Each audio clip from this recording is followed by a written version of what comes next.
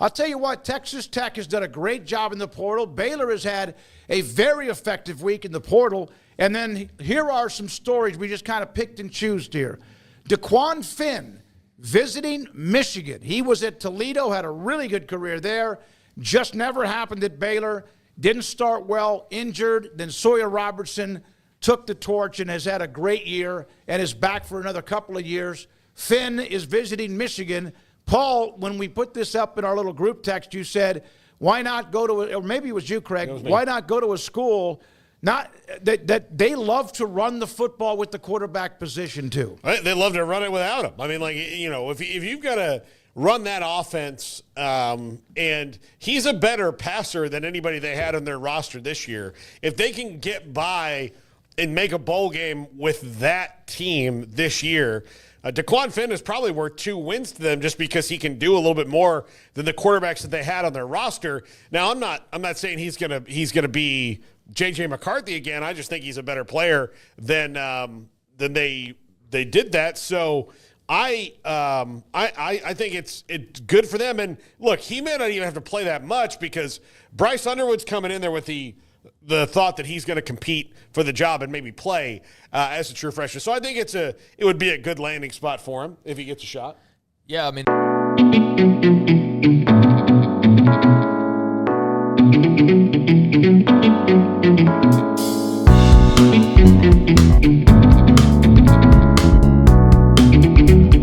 The fact that he's even getting an extra year, I think you're thankful for that if you're Dequan Finn, first of all, because you weren't certain that was going to be the case. But to have the nice little payday you got in Waco and hung out for about 9 months and got paid and had to deal with an injury, didn't get to play as much as you wanted, that could have been the end of your career, but he's getting this extra shot, so I'm happy for him, and I think he's good insurance and potentially a good starting quarterback for a few games, if not a season, depending on what Michigan's got around him. I don't want to make too much of his skill set or anything like that. I definitely wouldn't mention him in the same breath as, J.J. McCarthy as far as a winner goes at that level. But skills-wise, he's, a guy that can run around. He can sling it a little bit. He's not the best passer in the world. He's definitely got some room for work there. But you don't have to be a polished, crisp, perfect passer at the college football level. So his legs and what he can do with his arm, I think, is certainly better than what Michigan's been rolling out there for a large portion of this past season. And he could have helped them out this year. But that's a locker room, I think, where you're looking to really bolster that quarterback room. And with Underwood on the way, and then a guy like Finn, I think that's a nice kind of combination to get you in a better place than you have been over the last year. Some of these guys will have more to say than others, but let's get to the transfer portal along with what Finn might do. Louisville offensive lineman Joe Crocker is committed to Baylor, had 30 offers during his recruitment. Big dude, 6'6", 315. He's headed to Baylor. I thought that Baylor needed to get an edge rusher, a linebacker, somebody in the secondary, obviously at wide receiver, and a couple of guys in the offensive line. They get Crocker from Louisville. They certainly need the help up there, and we'll see how he does in the system. Everybody's kind of a wait and see, and it's tough for you to say, offensive line, great. Louisville was good this year, and when you said Joe Crocker, I just started playing music in my head. Yeah, some great music too. Well, they need offensive linemen, so that's an area of need, and he adds to that to-do list and let you check off one of those boxes. Don't know much about him outside of that and how exactly he'll fit in, but I do know that was an area of need, and Mason Miller did a really good job proving himself last season, especially in a bit of a pinch, and I think he trusts his evaluations and trusts what he was able to do with that group last year, and so welcome to another addition to what is an ever-growing transfer group for Dave Aranda and company. Cole Wilson from Texas State, where they got Ashton Hawkins last year, who had a nice run this year with Baylor. He is headed to Baylor from Texas State, and they add a wide receiver, a room that is almost all but empty with all that's leaving, and they're starting to, of course, add some bodies to that along with Josh Cameron. Yeah, he had a really productive year last year, 4 touchdowns, had over 600 yards, and guy from Texas, so very close to home. Will be able to have his family and friends around just like he did when he was at Texas State. So I'm sure that's a bonus in Baylor's cap and recruiting some of these in-state guys. But, yeah, they went to that well last year. It worked out pretty nicely with Ashton Hawkins and the way that he fit into the bigger picture. So hope to get as much of that out of Cole Wilson, if not a bit more. And receiver is a place of need. So just like with O-line, good to see them adding bodies. We'll kind of sort out what it all means details-wise, as we go along here and as we get into spring ball and all of that. But right now it's all about adding talent. And I think Cole Wilson's a guy that clearly has some talent. And so that's at least part of the wide receiver revamping that's underway now, and I think that's a good sign to see that they dipped back in and were able to get a guy quickly that they really liked. The Matador Club in Lubbock, Texas Tech, we have a lot of Red Raider fans. They got Lee Hunter. That's a big dude, and I remember watching him, the number 2 defensive tackle in ESPN's transfer portal rankings, according to Max Olson. 6'4", 320 pounds, has 1 year left. He was an all Big 12 defensive lineman. And he now, along with many others, we'll get to one more, is headed to Lubbock. Didn't love Gus Malzahn that much because he was in Tallahassee this week and decided Lubbock, Texas was a place he wanted to be. But Lee Hunter is a large human being. And you could pretty much do whatever you wanted against the Texas Tech defense because they lacked a lot of large human beings up there. And if Shieldwood tells me you're good, I'm going to buy it. He's one of the exciting young coaches in the game. So, again, they are knocking it out of the park when it comes to the transfer portal and getting guys who are in demand. Yeah, they're doing a really nice job to start off with, and I think they've already clearly gone over what Joey McGuire had said just a few days ago was kind of the goal. I think he'd said they're going to go grab like 10 guys, and I think they're at probably 12 or 13 at this point. They've added even more guys today, including Lee Hunter, who I remember in watching UCF wasn't a whole lot that was all that impressive outside of, an R.J. Harvey or a Kobe Hudson, but Lee Hunter was one of those guys when I did watch them that did pop out on tape, and I think that's a really good get for Texas Tech.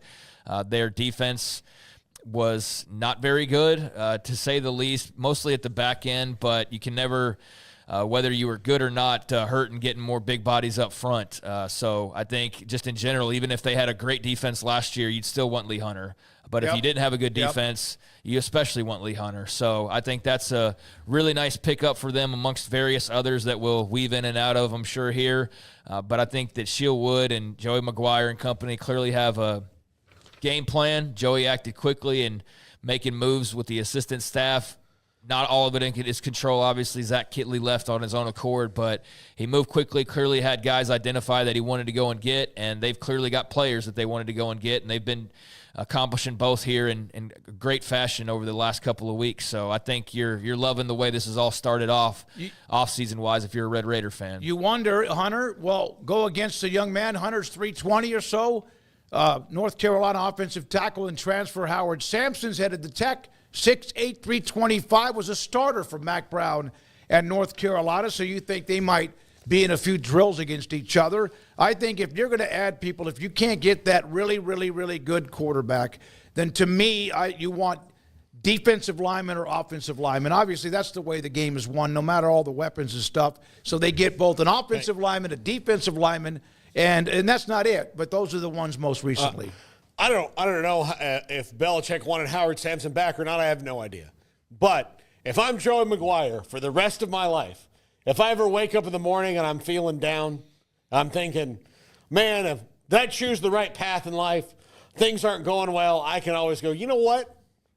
A guy came to play for me instead of going to play for Bill Belichick. Yeah, no. So I'm doing something right. So, Howard Sampson, another large human being. There and on the other side of the ball. Everything's bigger in West Texas, I guess. Yeah. So that'll include their O-line, and he's a monster in terms of size. Just absolute pro wrestling candidate if the football game doesn't work out, or UFC fighter or something. My goodness, 6'8", 300-plus pounds.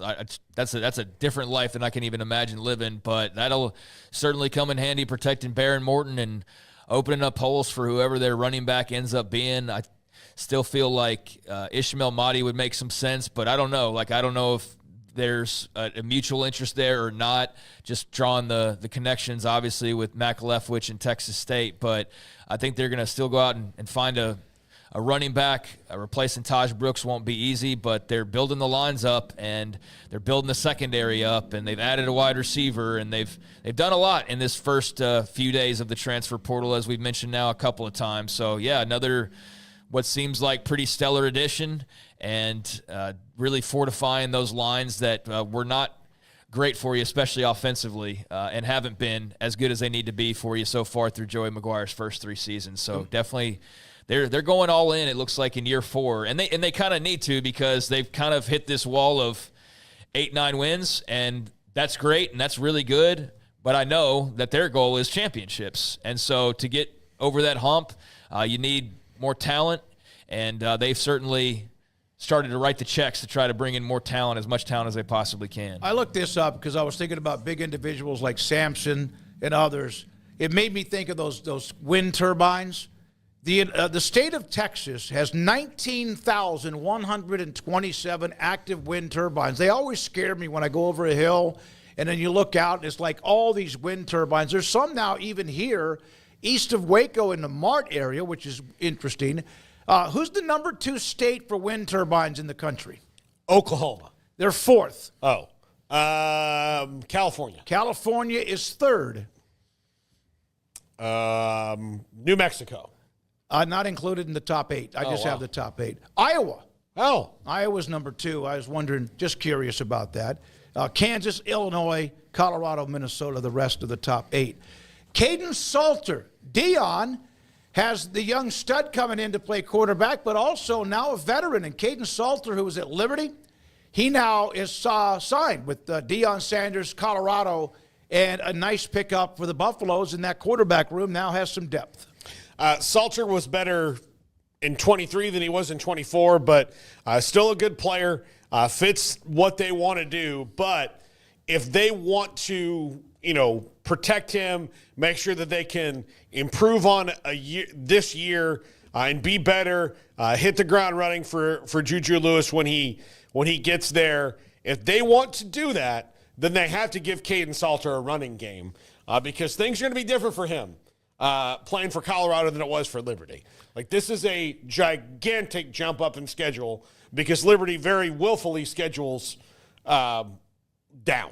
And so Kaden Salter is going to have a big jump up. I think he's going to be a fit in the system, but he's also not Shadur.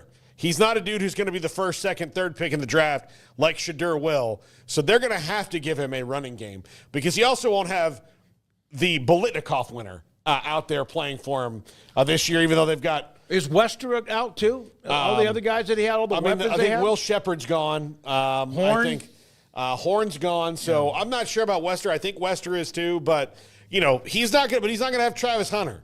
And so I don't care who you get. It's still going to be maybe a little bit of a dip from, the unicorn that's out there. So I like the move, but they have to give him a running game if they want him to be on the same level as successful as Shadur, because he's not the same level of talent as Shadur.